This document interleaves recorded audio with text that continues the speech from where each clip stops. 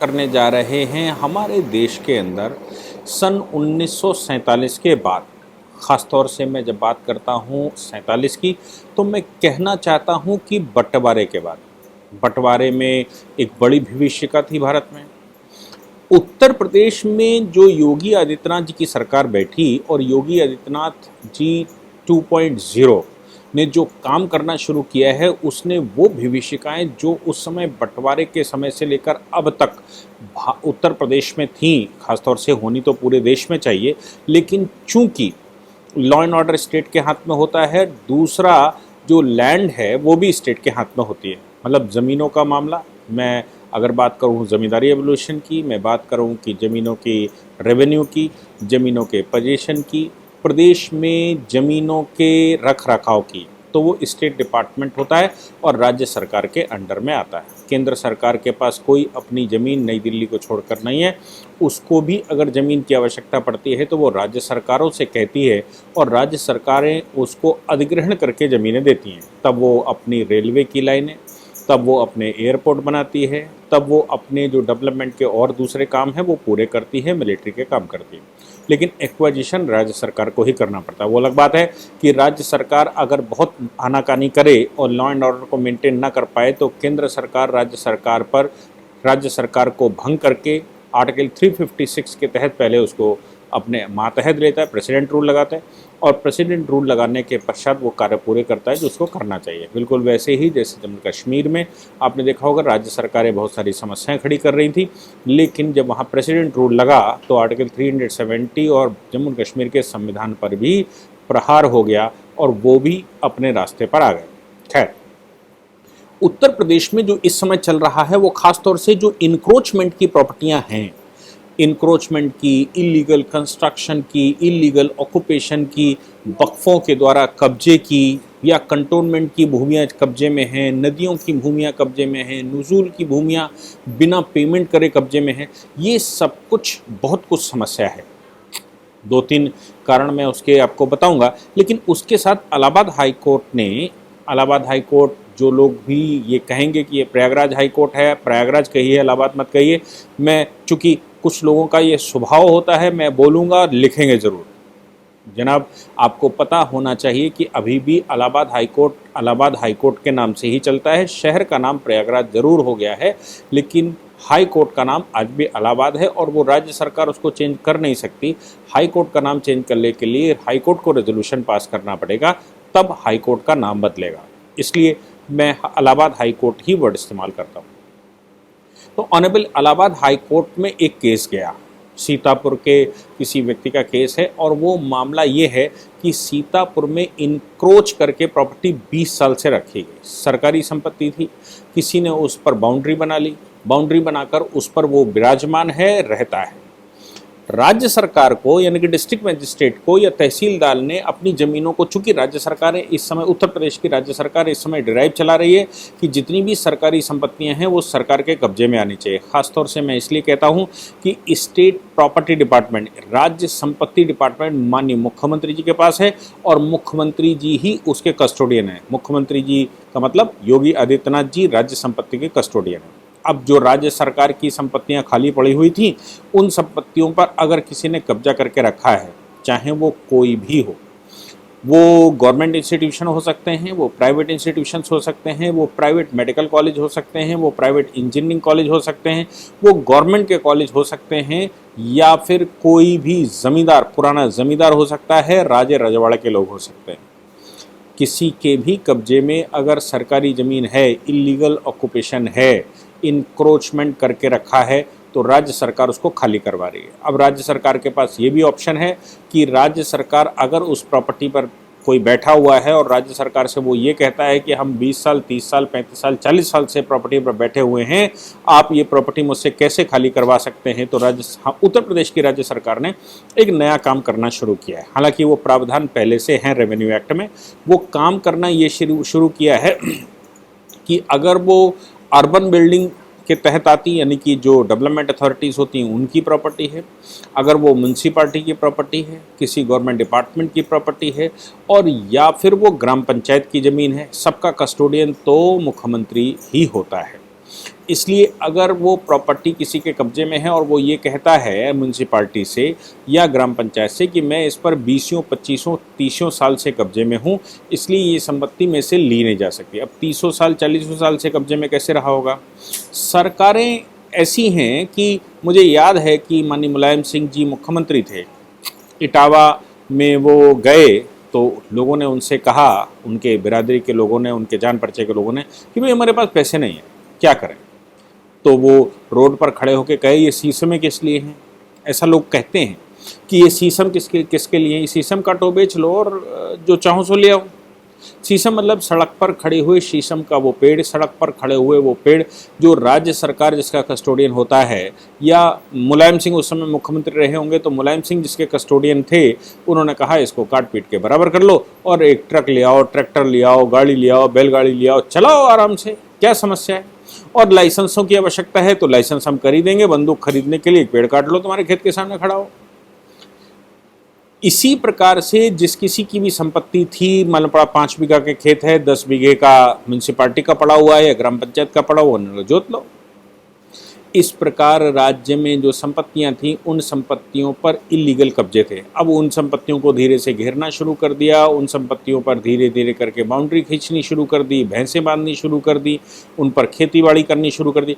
दबंग होने के नाते राज्य सरकार छीन नहीं पाई। अधिकारियों को कोई मतलब नहीं होता, अधिकारी अपना टाइम पास करना चाहते हैं और अधिकारियों के मस्तिष्क में ये बात भी रहती है कि आज योगी आदित्यनाथ जी की मुख्यमंत्री हैं, कल मुलायम सिंह, कल अखिलेश यादव भी बन सकते हैं और ये हमारे लिए समस्या हो जाएगी। आपको याद होगा कि उत्तर प्रदेश के चुनाव में अखिलेश यादव जिस समय कन्नौज में सभा कर रहे थे तो पुलिस वालों को भी कुछ कह रहे थे, ए पुलिस वाले औकात में रहो, हिसाब से रहो, ऐसा कुछ एक स्टेटमेंट उनका वायरल हुआ था और राज्य सरकार बनने पर वो पता नहीं क्या क्या करेंगे, ऐसा कुछ देखने में आया था। यानी कि उनको इंतजार था कि राज्य सरकार बन जाएगी और बनने के बाद क्या होगा। इसी प्रकार उत्तर प्रदेश के बहुत सारे मुस्लिम समाज के लोग, यादव समाज के लोग, या जो अखिलेश यादव को चाहने वाले लोग थे, वो लगातार स्टेटमेंट देने लगे थे, बस महीने भर की बात रहेगी, बस 10 दिन की बात रहेगी, कुछ दिन ही शेष हैं, आ रहे अखिलेश हैं और फिर उसके बाद पुलिस प्रशासन का क्या होगा ये तो दद्दा तय करेंगे। ऐसी सब बातें चल रही थी। तो होता क्या था कि उत्तर प्रदेश में जो मुख्यमंत्री बना उसने अपने रिश्तेदारों, नातेदारों, अपनी बिरादरी, चूँकि जातिवाद उत्तर प्रदेश में खूब फैलाया गया, तो अपनी बिरादरी वालों, जाति वालों और मोहल्ले वालों और जानने वालों, पार्टी के कार्यकर्ताओं को सरकारी ज़मीनें खूब कब्जा करवाई गई, चाहे वो रिवर फ्रंट की ज़मीनें हों, चाहे वो तालाबों की ज़मीनें हों, यहाँ तक कि पूरे तालाब भरकर वहाँ मल्टी स्टोरी खड़ी कर दी गई। योगी आदित्यनाथ जी जब सत्ता में बैठे तो उनके सामने ये चैलेंज थे, क्योंकि जो लोग उत्तर प्रदेश, चूँकि पाकिस्तान का निर्माण भी उत्तर प्रदेश से ही हुआ था, उत्तर प्रदेश, बिहार और दिल्ली ये मुख्य स्थान हुआ करते थे मुस्लिम लीग के आंदोलन के, तो उत्तर प्रदेश, बिहार और दिल्ली के लोग पाकिस्तान चले गए, लेकिन वो अपने भाइयों बंधुओं को यहाँ छोड़ गए और ज़मीन भी वहाँ 10.5 लाख किलोमीटर उनको लगभग फ्रेश मिल गई और उसके अतिरिक्त यहाँ भी अपने भाई बंधु को अपनी ज़मीन पर बिठा कर चले गए, यानी कि 10.5 लाख किलोमीटर उन्होंने निकाल ली। वो ज़मीन जिस पर वो यहाँ पर बैठे हुए थे, जिसके एवज में हमने 10.5 लाख स्क्वायर किलोमीटर ज़मीन दी थी, वो ज़मीन भारत बचे हुए भारत में खाली होनी चाहिए थे, वो ज़मीन खाली नहीं हो पाई। कभी खाली हुई भी तो एक बड़ी बहुत माइनर दिल्ली विल्ली में खाली हो गई, लेकिन उत्तर प्रदेश तो उसका महारथी है। बहुत ज़्यादा हुआ तो उस पर वक्फें बना दी गई और ज़्यादा हुआ तो उस पर ट्रस्टें बना दी गई। ऐसे करके वक्फ और ट्रस्ट बनाकर उत्तर प्रदेश में ज़मीनें घेरी गईं।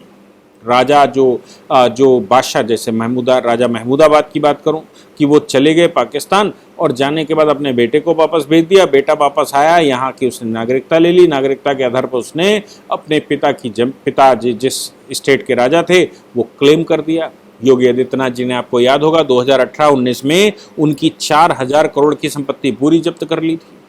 ऐसे उत्तर प्रदेश में इस समय कार्रवाइयां चल रही हैं। जमींदारी एवोल्यूशन के बाद भी ज़मीनें कैसे बच गई, लैंड सीलिंग के बाद भी ज़मीनें कैसे बच गई इन लोगों के पास, और जो ज़मीनें सरकार की हैं वो ज़मीनें आखिर हैं कहाँ। सरकार अपनी ज़मीनें चिन्हित कर रही है और चिन्हित करके उसको डीमार्क करके खाली करवा रही है। सीतापुर में एक मिस्टर अग्रवाल इसी मामले को लेकर कोर्ट गए, क्योंकि कोर्ट का और उनका विषय क्या था कि डिस्ट्रिक्ट मैजिस्ट्रेट सीतापुर ने या तहसीलदार, नायब तहसीलदार, कोई अधिकारियों के और 2-3 उन्होंने पार्टी बनाई और उन्होंने कहा कि हमारे ऊपर 4.5 लाख रुपए या 5.5 लाख रुपए का क्लेम बना दिया है। 5.5 लाख रुपया जमीन को इस्तेमाल, सरकारी जमीन को इस्तेमाल करने का किराया बना दिया, 20 साल का किराया। ये ज़मीन मैंने बाउंड्री अभी 2 साल पहले ही इस ज़मीन पर करवाई थी और इन्होंने 20 साल का हिसाब बता दिया। मैंने ज़मीन अभी 5 साल पहले ही खरीदी, जिसके एडिसेंट ये ज़मीन पड़ी हुई थी, जिस पर मैंने कब्जा किया और ये 20 साल का किराया बता रहे हैं। तो कम से कम उत्तर प्रदेश सरकार को यह आदेश दिया जाए, डिस्ट्रिक्ट मैजिस्ट्रेट के द्वारा किए गए ऑर्डर को क्वैश कर दिया जाए और हमको मुक्त कर दिया जाए। ज़मीन अपनी लेनी है वापस ले जाएं। लेकिन हमारे ऊपर जो पेनल्टी लगाई गई है, जो हमसे किराया वसूला जा रहा है, वो सरासर गलत है। आपको मालूम है इलाहाबाद हाई कोर्ट ने क्या कहा? ऑनरेबल इलाहाबाद हाई कोर्ट ने ये कहा कि आप जो कर रहे हैं, बड़े ध्यान से सुनिएगा, आप जो कर रहे हैं, मैं जज साहब का नाम भी बता देता हूँ, ऑनरेबल जस्टिस अब्दुल मोइन, और जो पिटिशनर है वो महेश कुमार अग्रवाल है।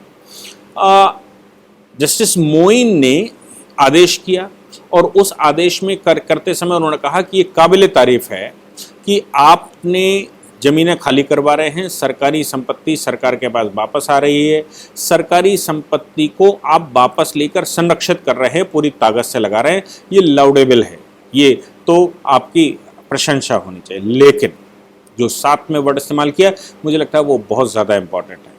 उन्होंने कहा कि इसके साथ आप मुझे एक बात ये बताइए कि जिन अधिकारियों के शासन काल में ये ज़मीनें कब्जा हुई हैं, उनके ऊपर आप कार्रवाई क्यों नहीं करते? आपको उनके ऊपर भी कार्रवाई करनी चाहिए जो कि इस शासन में, जिनके शासन में ज़मीनें कब्जा हुई हैं, यानी कि जिनको कस्टोडियन माना गया था। और मुख्यमंत्रियों पर मुझे तो लगता है कि उनको ये भी आदेश करना चाहिए कि मुख्यमंत्री चूंकि कस्टोडियन होता है प्रॉपर्टी का, तो जिस मुख्यमंत्री के शासनकाल में वो प्रॉपर्टी कब्जा की गई, उस मुख्यमंत्री के ऊपर भी कार्रवाई होनी चाहिए, क्योंकि उसका जो पब्लिक वर्क था, सरकारी संपत्तियों के संरक्षण के लिए जनता ने उसको बिठाया था, वो भूल गया और उल्टा कब्जा करवा रहा है। तो जो अधिकारी, जैसे डिस्ट्रिक्ट मैजिस्ट्रेट, कलेक्टर वहाँ का कस्टोडियन होता है, तहसीलदार वो लोकल लेवल पर अपनी तहसील लेवल पर कस्टोडियन होता है, और इन सब की रखरखाव की जिम्मेवारी तहसीलदार के माध्यम से तहसीलदार करवाता है और तहसीलदार के थ्रू इस पर कार्रवाई होनी चाहिए थी। कानून गो और कानून गो के साथ साथ लेखपाल, ये 2 अथॉरिटी ऐसी हैं जो कि इन जमीनों के कस्टोडियन के रूप में रहती हैं और लगातार फील्ड में रहती हैं। तो तहसीलदार के होते हुए लेखपाल जो कि फील्ड में रहता है, नायब तहसीलदार जो फील्ड में रहता है, उसके होते हुए ज़मीन पर कब्जा हो गया और ज़मीन पर कब्जा हुआ तो उनको पता भी नहीं लगा। ऐसा कैसे संभव है? इसलिए आपसे मैं आग्रह करता हूं कि उन अधिकारियों के ऊपर भी कार्रवाई साथ में होनी चाहिए जिन अधिकारियों के समय पर इन जमीनों पर कब्जा हुआ है। मुझे लगता है ऑनरेबल इलाहाबाद हाई कोर्ट का ये सुझाव अति उत्तम है और योगी जी महाराज की सरकार को इन जमीनों को वापस लेते समय जिनके ऊपर पेनल्टी लगाई गई है, जिससे जमीन वापस तो ली गई ही, लेकिन जमीन पर जिसने बता दिया कि मेरा 10 साल का कब्जा है, उससे 10 साल का किराया और लिया जा रहा है, उसके खिलाफ रसीद काटी जा रही है, उस पर आरसी काटी जा रही है। उसके साथ साथ आदेश ये भी होना चाहिए कि जिसके शासनकाल में ये ज़मीन कब्जा हुई, अगर वो कहता है कि 20 साल पहले कब्जा हुई, तो देखिए कि 20 साल पहले किसका शासन था और 20 साल पहले यहाँ डिस्ट्रिक्ट मैजिस्ट्रेट कौन था, कस्टोडियन इस प्रॉपर्टी का कौन था, तहसीलदार, नायब तहसीलदार, कानूनगो और लेखपाल कौन था। इन सब के खिलाफ इन्वेस्टिगेशन बैठना चाहिए। मुझे लगता है अगर ऐसा कर दिया तो आज से 30-35 साल के अंदर के जितने भी तहसीलदार, लेखपाल आए होंगे, खासतौर से लेखपालों ने आतंक मचाकर उत्तर प्रदेश में रखा हुआ है, ऐसा पूरे प्रदेश से सुनवाई आती, क्योंकि लेखपाल जमीनों पर कब्जा करवाते हैं। लेखपाल जमीनों को चिन्हित करके बड़े लोगों को बताते हैं कि बगल का खेत आपने खरीद रखा है, ये जमीन आप कब्जा कर लीजिए, मेरा हिस्सा बताइए। ऐसे बहुत सारे इंस्टीट्यूट लोगों ने भट्टे खोल रखे हैं जिस पर सरकारी ज़मीन पर कब्जा करके रखा है। बहुत सारे लोगों ने कोल्ड स्टोरेज खोल रखा है जिस पर सरकारी ज़मीन पर कब्जा करके रखा है। इसके अलावा उन्होंने फैक्ट्रियाँ स्टोरेज, बहुत सारे काम ऐसे किए हुए हैं जिसमें उनके पास 20% संपत्ति अपनी और 80% मैदान पड़ा था। धीरे धीरे मैदान में बढ़ाते चले गए और कब्जेदार हो गए। और इस कब्जे को ना हटाना या कब्जे को बरकरार रखना या रास्ता बताना, ये लेखपाल का फंक्शन था। आज भी उत्तर प्रदेश में लेखपालों का आतंक बखूबी बरकरार है और पूरे प्रदेश में लेखपालों ने आतंक बचाकर रखा है। इलाहाबाद हाई कोर्ट का ये ऑर्डर, इलाहाबाद हाई कोर्ट का ये सजेशन, मुझे लगता है माननीय योगी आदित्यनाथ जी को समझना चाहिए और उनको इस पर एक्शन लेना ही चाहिए। अब जमीनों पर जिसने कब्जा करके रखा है उनके लिए तो अब आफत आने वाली है। इसके अतिरिक्त जो लोग जबरन लीगल इलीगल तरीके से कब्जे में हैं, चाहे वो वक्फ बनाकर कब्जा करके बैठे हों, चाहे वो ईदगाह बनाकर कब्जा करके बैठे हों, चाहे वो मदरसा बनाकर कब्जा करके बैठे हों, स्कूल बनाकर कब्जा करके बैठे हों, भैंसों का तबेला बनाकर कब्जा करके बैठे हों, इन सभी प्रॉपर्टियों को इस समय उत्तर प्रदेश सरकार खंगाल रही है। एनिमी प्रॉपर्टीज़ को उत्तर प्रदेश सरकार खंगाल रही है। अगर आप लोग पूरे प्रदेश में किसी के भी संज्ञान में ये आता है कि उक्त आपके बगल की प्रॉपर्टी एनिमी प्रॉपर्टी है और सरकार के पास जानी चाहिए, तो आपको कुछ नहीं करना है। आप केवल उत्तर प्रदेश सरकार को माननीय योगी जी के सीएम के पोर्टल पर जाकर एक एप्लीकेशन डाल दीजिए और कुछ डॉक्यूमेंट उसके निकाल लीजिए और ये बताइए कि ये पार्टी इस ईयर में पाकिस्तान चली गई थी। 2016 में जो मोदी सरकार ने उस पर संशोधन किया था एनिमी प्रॉपर्टी में, उस संशोधन के अनुसार अब उनके सक्सेसर या उनके भाई या उनके बंधु या पाकिस्तान से लौट कर आने के बाद उनके सक्सेसर इस प्रॉपर्टी पर सक्सेशन नहीं कर सकते, इस प्रॉपर्टी को कब्जा नहीं कर सकते। उसके अतिरिक्त अगर वक्फ बना दी गई थी इन लोगों के द्वारा इलीगल तरीके से, जिसकी प्रॉपर्टी नहीं थी उसने वक्फ बना दी, जाते समय वक्फ बनाकर छोड़ के गए हैं, तो वो वक्फ पे भी समाप्त होंगी। केवल आपको करना यह है कि आपके पास जो डेटा है वो डेटा आप माननीय योगी जी के पोर्टल पर अपलोड कर दीजिए। कोई भी हो सकता है किसी हिंदू ने कब्जा करके रखी हो सकता है कि उसके भाई जो मुसलमान चला गया उसके भाई बंधुओं ने कब्जा करके रखी हो सकता है कि वक्फ ने कब्जा करके रखी हो सकता है मुल्ला मौलवी या किसी पंडित ने कब्जा करके रखी हो। लेकिन ये प्रॉपर्टियां राज्य की संपत्तियां हैं, राज्य के विकास में ये काम आने वाली प्रॉपर्टियां हैं, इसलिए इन प्रॉपर्टियों को वापस लेना ही एक उपाय है और इन प्रॉपर्टियों को वापस लेना चाहिए। मुझे लगता है कि ऑनरेबल हाई कोर्ट के इस आदेश के बाद अब सरकार और अच्छे से अधिकारियों को भी इसमें फंसाने वाली, ताकि भविष्य में भी कोई अधिकारी सरकारी संपत्तियों पर कब्जा करवाने का दुस्साहस न करे। जय हिंद, जय भारत, वंदे मातरम।